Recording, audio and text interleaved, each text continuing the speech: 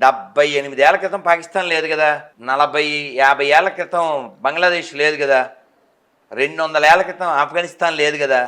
ఇవన్నీ ఎక్కడి నుంచి వచ్చినాయి? వాళ్ళకి పోయాకాలం వచ్చినప్పుడు కాదు, నీకు స్పృహ లేనప్పుడు వచ్చింది.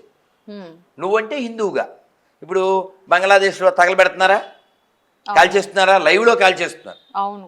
కాల్చేసి కొన ఊపిరితో ఉన్నటువంటి ఆ జీవుణ్ణి సుత్తితో కొట్టి చంపేస్తున్నారు. సుత్తితో ఇంకా చావలేదని చంపేస్తున్నారు.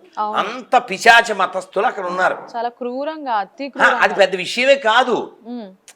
నేనేమంటాను, వాళ్ళకి అది పెద్ద విషయం కాదు. ఇందాక ఏదో వీడియో చూశాను, వాడెవడో నేను ఇప్పటికి 900 మందిని చంపానని చెప్పాడు స్టేట్మెంట్ ప్రౌడ్గా. కానీ ఎంతమంది చంపినా సరే చూస్తుండడం తప్ప ప్రశ్నించే వాళ్ళు ఉండరు ఆడ. వాళ్ళకి అలా చంపితే స్వర్గం వస్తుందని ఒక నమ్మకం ఉంది. నమ్మకం.